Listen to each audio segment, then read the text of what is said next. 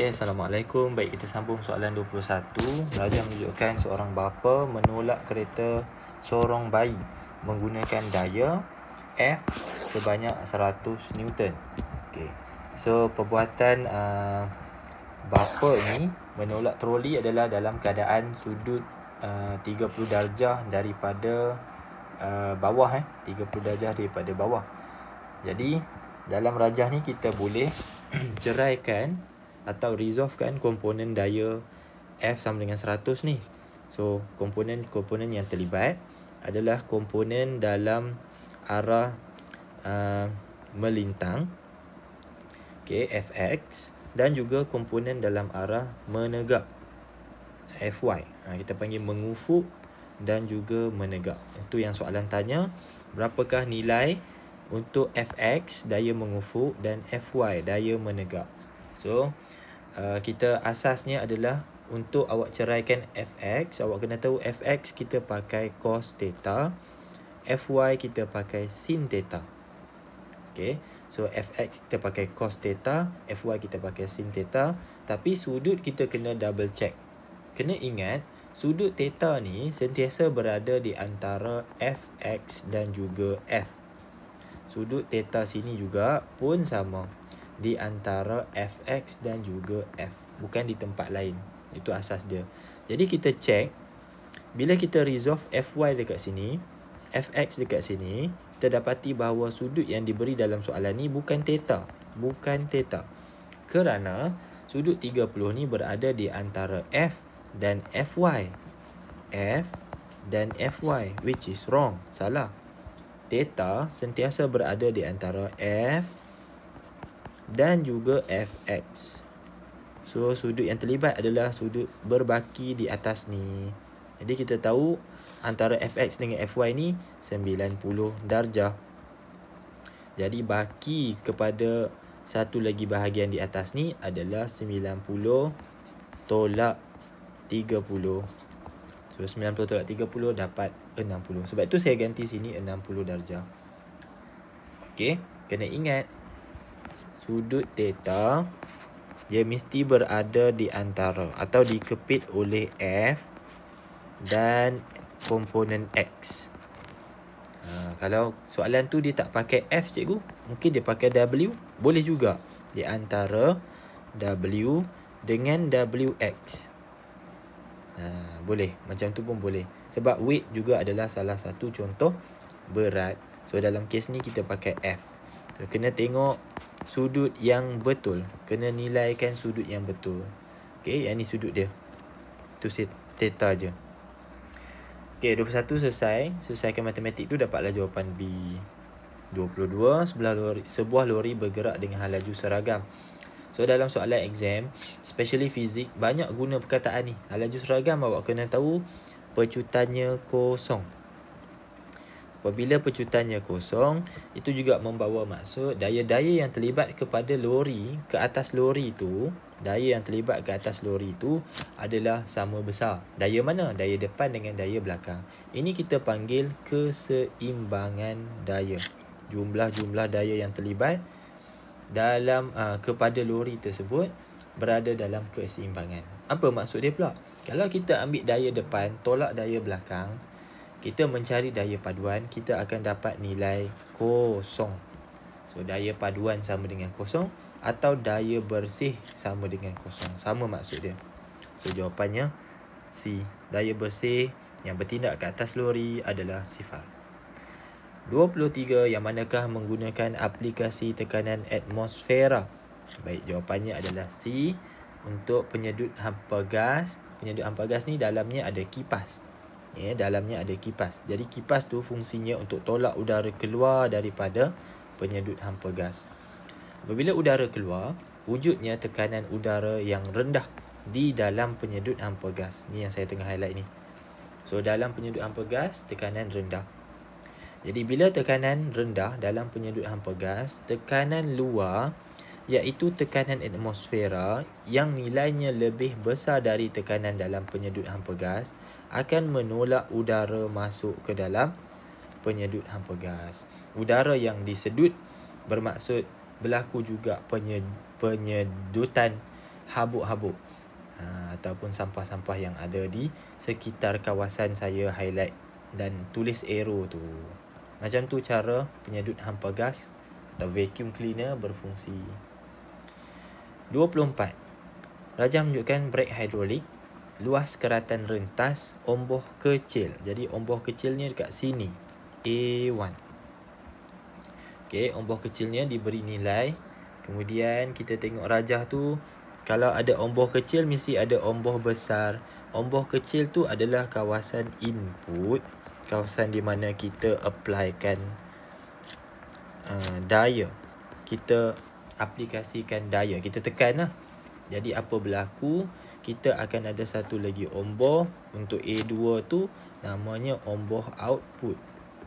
Omboh output ni akan menerima tekanan dan menukarkannya dalam bentuk daya, iaitu F2. Ni F1, sini akan hasilkan F2. So F2 ni yang tekan brake pad, brake drum, supaya kereta boleh berhenti.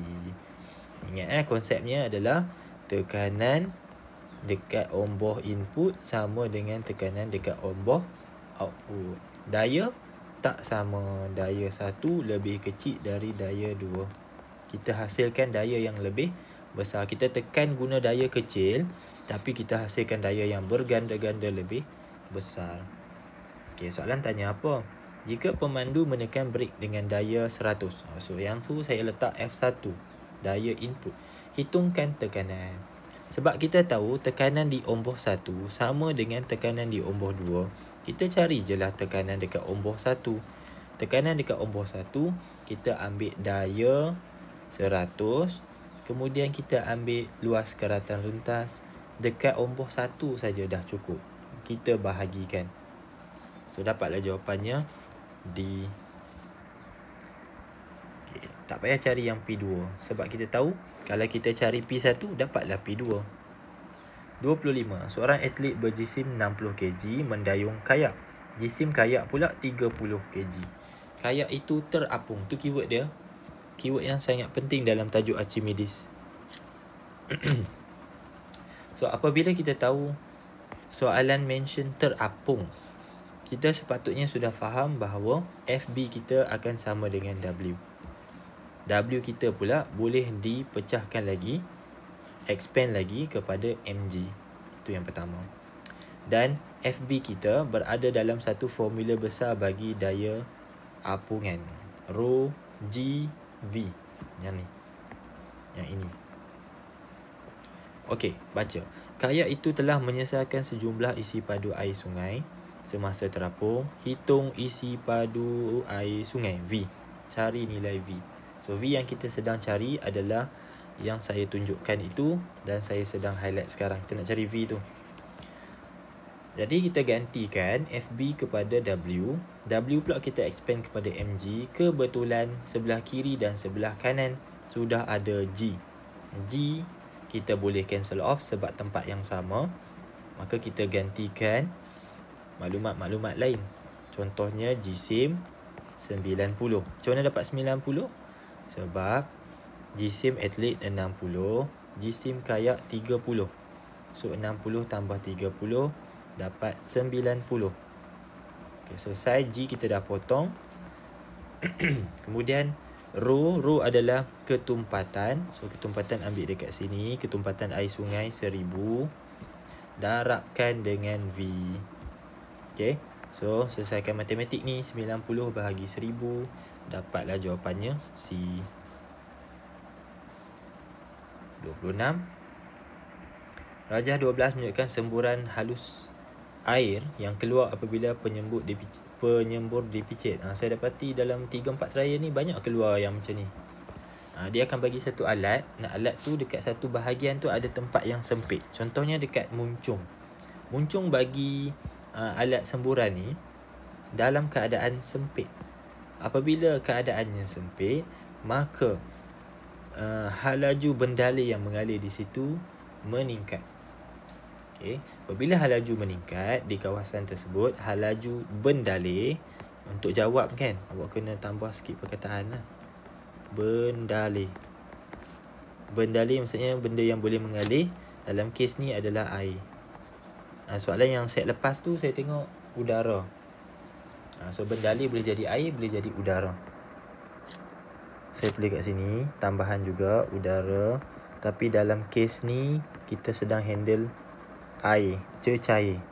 Cecair. Saya padam lah. Cecair Saya tulis balik. Cecair atau gas So cecair dalam kes ni kata Bernoulli, apabila halaju bendalih di kawasan itu meningkat, maka tekanan di kawasan situ akan berkurang. Itu kata Bernoulli dalam prinsipnya, prinsip Bernoulli. Soalan tanya apa? Yang manakah benar tentang kelajuan udara dan tekanan udara di muncung penyembur? Okey. So kelajuan udara tinggi, tekanan udara rendah. Prinsip Bernoulli. 27. Yang manakah menunjukkan corak medan elektrik yang betul? Medan elektrik ni dia terbina daripada plat ataupun partikel bercas. Casnya ada dua. Kalau casnya positif, benda baik kita sebar-sebarkan. Benda baik kita sebar-sebarkan. Cas negatif, benda yang tak baik kita simpan-simpankan. Benda tak baik, aib kita simpan. So kita ikut konsep tu, kita tengok mana yang betul. Untuk jawapannya adalah C. Okay, yang ni C ni dia gunakan plat. So plat positif keluar, plat negatif ambil. Okay, so C jawapannya. A salah dekat sini. Salah dekat dia punya arrow lah. Yang lain-lain pun boleh check juga. Baik. 28. Dawai P dan Q diperbuat daripada bahan yang sama. Kena ingat. Daripada jenis bahan yang sama bermaksud kerintangan yang sama.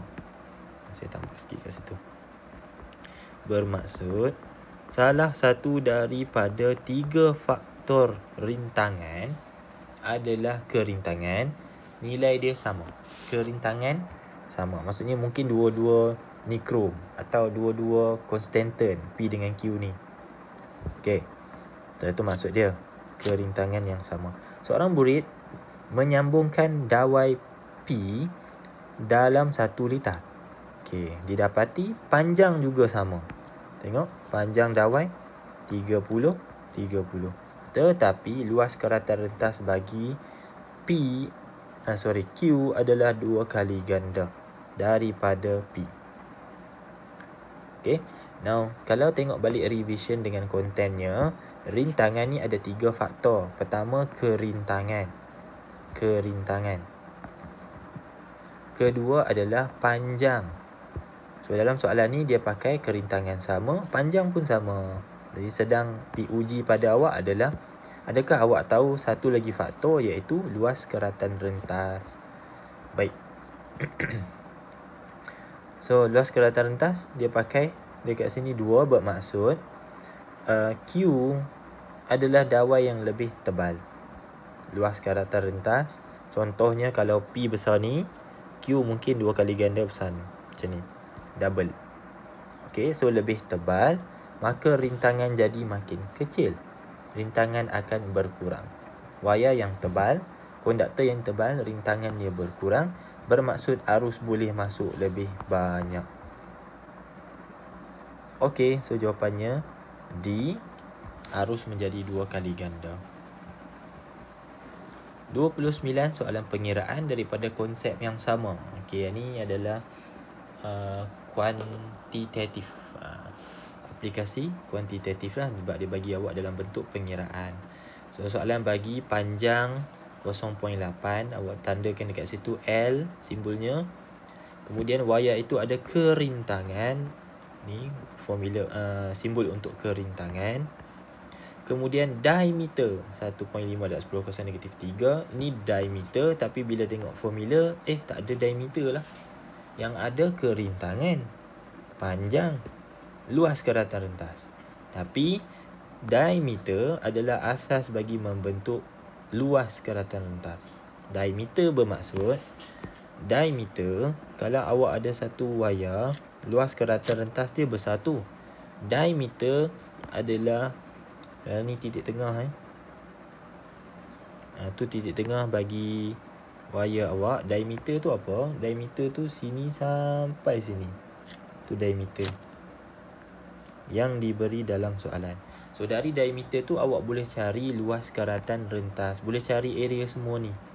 Formulanya adalah seperti mana awak belajar dalam matematik, iaitu area bagi bentuk bulat adalah pi r square. So ambil nilai pi. R awak tak ada, tapi awak tahu kalau diameter ni awak bahagi 2, awak dapat R. Kemudian awak kuasa 2 kan, sebab dia R square. Pi R square darab dengan pi. Dapatlah area. Dan awak ganti semua. Ganti sini area, ganti length, ganti row tu, kerintangan tu. Dapatlah jawapannya D. Okay. So matematik saya tak tunjuk situ lah. Saya bagi panduan ke awak. Pakai formula ni. Last sekali pakai formula ni. Tapi kena cari nilai luas karatan rentas dahulu. Seterusnya 30. Rajah menunjukkan 1 litar dengan 1 sel kering. Yang ni 1 sel kering. Okay. Rajah 14.2. 2 sel kering disusun secara selari. Okay, betul. Ni 2. Dan susun secara selari. Nampak? Susun selari. Macam tu. Baik. So daripada situ, tengok soalan dulu. Nyatakan perubahan terhadap arus yang mengalir dalam 14.2 berbanding 14.1. So nak bandingkan yang ini terhadap ni. Nak bandingkan apa? Arus. Okay. Dalam konten KSSM, tajuk elektrik, awak tahu kalau satu bateri atau perintang kita sambungkan secara secara selari, nilai rintangan tersebut akan berkurang. Rintangan apa tu? Rintangan berkesan. Rintangan berkesan ni samalah maksud dengan jumlah rintangan. Total resistance. Effective resistance tu sama maksud, kita boleh consider macam tu. Jadi dalam bateri ni sel kering tau. Yang dia buat titik-titik tu satu sel kering, satu bateri lah. Bateri ni dia bagi maklumat dia ada nilai daya gerak elektrik 1.5 dan rintangan dalam 0.8.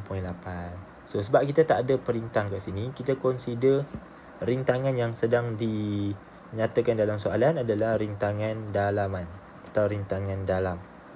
So rintangan dalam, kalau dalam selari, maka kita dapat rintangan berkesannya berkurang. Sebab apa? Bila kita kira 1/R sama dengan 1/R1 tambah dengan 1/R2, kita sentiasa dapat nilai yang makin lama makin rendah. So kalau awak sambung bateri banyak-banyak secara selari, rintangan berkesan sentiasa menjadi lebih rendah. So bila rintangan berkesan berkurang, maka arus boleh masuk lebih banyak. Itu menyebabkan bacaan ammeter jadi lebih besar dalam 14.2. So arus bertambah kerana litar selari. 31. Fungsi utama petua tangan kiri Fleming. So tangan kiri Fleming, jalan cerita dia bermula dengan jari hantu. Sebab kiri selalu kita kaitkan dengan benda tak baik. Benda tak baik. Kan, kiri. So benda tak baik kalau ada 3 jari, kita ada jari hantu, jari telunjuk, jari ibu. Antara ibu dengan hantu mana lebih buruk? Benda tak baik. Jawapannya adalah hantu. So ceritanya secara ringkas, jika suatu konduktor membawa arus. Okey, jika satu konduktor membawa arus. Okey, ada satu wire, dalam wire tu ada arus. Itu maksud dia. Jika satu konduktor membawa arus berada di dalam medan magnet. Jika suatu konduktor membawa arus berada di dalam medan magnet, konduktor yang membawa arus itu mengalami daya. Jika suatu konduktor membawa arus berada di dalam medan magnet, maka konduktor tersebut mengalami daya. Itu jalan cerita dia. Untuk tangan kiri, kita mula dekat jari hantu, kita habis dekat jari ibu jari. Okay, so tu kita dapat menentukan arah daya ke atas konduktor yang membawa arus dalam medan magnet. Okey, tangan kiri. Kalau tangan kanan, kita akan mula dekat sebelah sini, dekat motion. Tangan kanan tunggu set lain lah. 32. Apakah hukum yang menerangkan arah arus terarus dalam solenoid? Okey, jawapannya adalah hukum Lenz. Hukum Lenz ni cerita pasal apa? Kalau kita cuba bawa masuk satu magnet ke dalam solenoid, kebetulan magnet itu yang kita cuba masukkan tu di bahagian solenoid adalah berkutubkan utara, maka solenoid ni tak nak bagi masuk. Cubaan untuk tak nak bagi masuk itu, cubaan saja cubaan untuk tak nak bagi magnet ni masuk adalah dengan membuat satu lagi utara. Kerana utara dengan utara akan repel, menolak. So cubaan sahaja solenoid untuk menolak. Tapi adakah solenoid berjaya tolak magnet ni? Jawapannya tidak. Magnet masih lagi boleh masuk. Okey, so cubaan tadi menyebabkan kutub utara di sebelah sini terbentuk. So sebelah kanan ni selatan. Awak kena pakai right hand grip rule. Petua genggaman tangan kanan, awak boleh tentukan arus yang mengalir dalam solenoid ni. So utara sebelah kanan, selatan sebelah kiri, ibu jari awak sebelah kanan. Kuku mesti nampak. Okey, so awak akan dapat genggaman tu arus semua ke bawah. Okey, macam itu. Right? So yang ni yang dinyatakan dalam hukum Lenz. Apakah yang berlaku sekiranya transformer disambungkan dengan arus terus? Transformer dia mesti pakai AU, arus ulang alik. Arus ulang alik ni dia ada positif negatif. Dia ada arus yang meningkat, besar, lepas tu turun kosong, besar, turun kosong, besar, turun kosong, besar, turun kosong. Jadi arus dia berubah-ubah. Apabila arus berubah-ubah, dihasilkan medan magnet yang berubah-ubah. Okey, contohnya AU. Okey, kalau sambung dekat transformer, alamak saya tak lukis pula transformer. Terlupa lukis. Saya tak lukis jap yang paling ringkas. Just nak tunjuk dekat awak.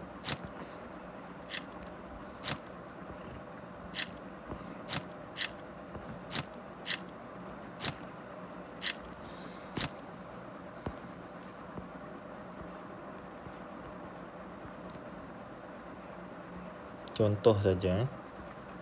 So sebelah sini kita letak mentol. Okey, AU dekat sini saya delete dulu. Saya pakai simbol yang standard sikit. Contoh. Ni simbol arus ulang alik. Okey. So apa yang arus ulang alik buat? Arus ulang alik ni dihasilkan medan magnet di sebelah sini. Tengok saya buat medan magnet. Medan magnet yang berubah-ubah. Maksud medan magnet berubah-ubah adalah medan magnet tu bila arus besar dia akan jadi besar. Bila arus kecil dia jadi kecil. Okey, arus yang besar menghasilkan medan magnet yang besar. Arus yang kecil menghasilkan medan magnet yang kecil. So semasa arus besar kecil, berlakunya pemotongan medan magnet di sebelah gegelung sekunder. Okey, berlakunya pemotongan. So, kalau dia stay dekat situ, kalau kita pakai arus terus, nanti medan magnet dia stay saja. Dia besar dia stay. Memang dia potong sekali, tapi hanya sekali tu je lah. Kalau arus ulang alik, dia hasilkan arus besar, kecil, besar, kecil, besar, kecil. So sentiasa menghasilkan medan magnet yang berubah-ubah, sentiasa membenarkan pemotongan medan magnet berlaku di gegelung sekunder. Baru lampu boleh menyala. Kalau sekali je potong, lampu akan menyala sekali sahaja. So, apa masalah dengan arus terus? Soalan tanya, apa masalah dengan arus terus? Kerana menghasilkan medan magnet yang tidak berubah. Itu maksud dia. Okay, ini saya bincang juga dalam set yang lepas. Menghasilkan medan magnet yang berubah-ubah. Okay, hopefully membantu lukisan tu. 34. Dua diod disambung secara selari dalam 1 litar. Cuba tengok diod tu, saya warnakan warna biru. Kedua-dua diod tu dia punya sambungannya tak sama. Sambungannya tak sama. Okey, soalan tanya apa? Apabila switch ditutup, maksudnya on lah. Switch ditutup, switch is closed means on. Okey, mentol manakah yang akan menyala? Okey, jawapannya adalah P dan R. Kenapa P dan R? Kenapa yang ni saja menyala? Kerana susunan ataupun sambungan bagi diod di atas ni yang saya bulatkan adalah dalam pincang hadapan. Yang ni pincang songsang. So tak menyala lah Q. Okay. Kalau soalan minta bagi reason kerana diod yang bahagian atas tu berada dalam sambungan pincang hadapan. Sambungan.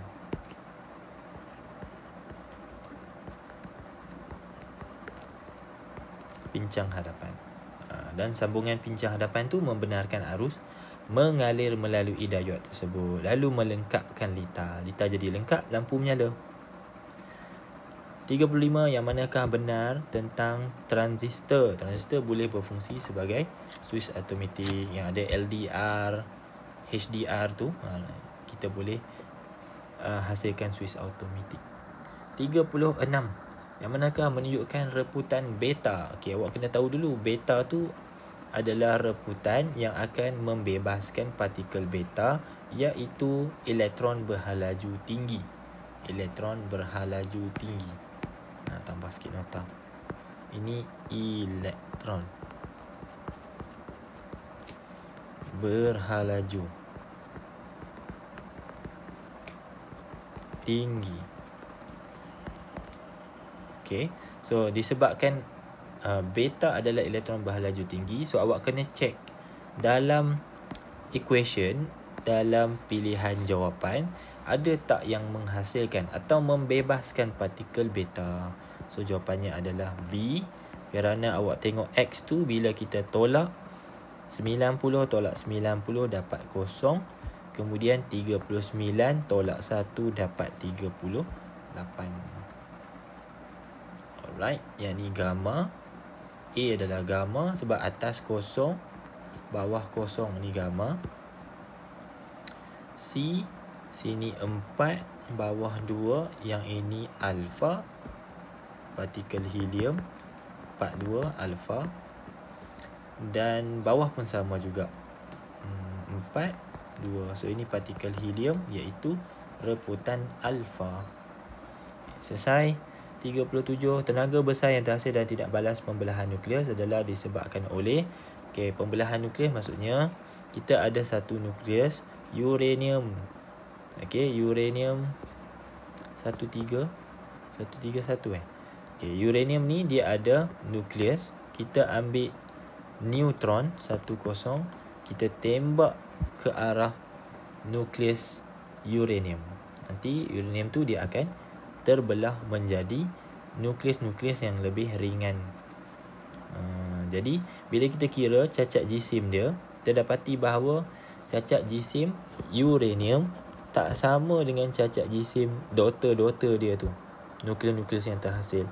So pergi mana jisim tu? Sebenarnya Einstein kata cacat jisim itulah yang telah berubah kepada tenaga yang kita bagi nama tenaga nuklear.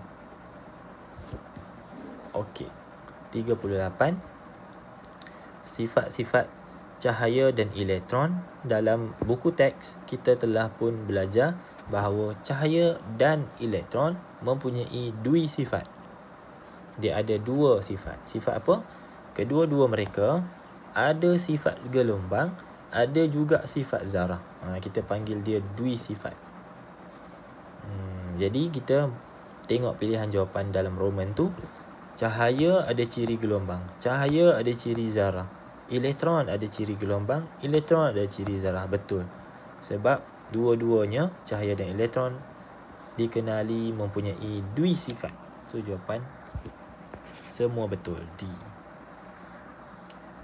39. Rajah 16 menunjukkan graf I melawan V, iaitu dilabelkan pada rajah juga sebagai VA di bawah, voltan pengaktifan. Yang ni soalan tanya je, voltan pengaktifan VA itu apa? So jawapannya voltan pengaktifan. Kalau awak tengok dalam rajah ni, pada voltan VA baru arus boleh ada. Nampak tak? Pada ketika kosong dekat sini, ada tak nilai arus? Tak ada nilai. Dekat sini ada tak nilai arus? Tak ada. Dekat sini ada tak nilai arus? Tak ada. Hanya selepas voltan betul-betul dekat VA, baru ada nilai untuk arus.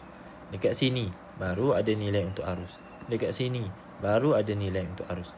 Maksudnya VA ni ada voltan yang paling minimum. Voltan minimum yang diperlukan untuk mengalirkan arus elektrik. Maksudnya kalau capai dekat situ, baru ada arus. Kalau voltan tu capai satu nilai VA, baru arus boleh mengalir dalam satu komponen ataupun peralatan elektrik ataupun peranti. Contoh saya bagi diod. Kalau diod tu ada voltan pengaktifannya 0.7 volt, maksudnya minimum awak kena alirkan voltan adalah 0.7. Baru arus boleh mengalir dalam diod. Voltan yang awak kena bekalkan kepada diod mesti sekurang-kurangnya 0.7. Baru arus boleh mengalir dalam diod tu. Kalau kurang apa jadi? Kalau kurang dari voltan pengaktifan, arus tak dapat mengalir. Tu dia panggil voltan pengaktifan. 40.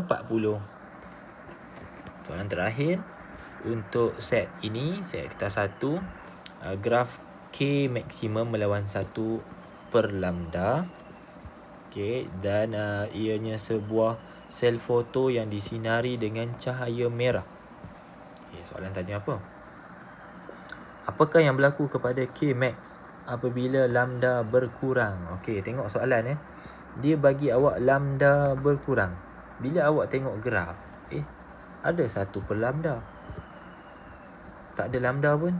So awak kena adjust sikit. Kalau lambda berkurang menurut susunan 1 per lambda, kalau kita letak nilai yang rendah kat sini, maka kita dapat satu nilai yang lebih besar. Senang cerita, apabila lambda berkurang, 1 per lambda akan bertambah. Apabila lambda berkurang, soalan nak lambda berkurang, maksudnya samalah dengan 1 per lambda bertambah. So dekat graf, awak carilah 1 per lambda bertambah. So bila 1 per lambda bertambah, maksudnya kat sini, apa jadi dekat K maksimum? Makin meningkat. Kalau awak cari 1 per lambda sini, awak dapat dekat sini. Bila awak tinggikan lagi, dapat dekat sini. Apa jadi dekat K max? K max juga bertambah. Itu jawapan dia. Sampai situ sahaja untuk set kali ini. Jumpa lagi di kertas 2 insya-Allah.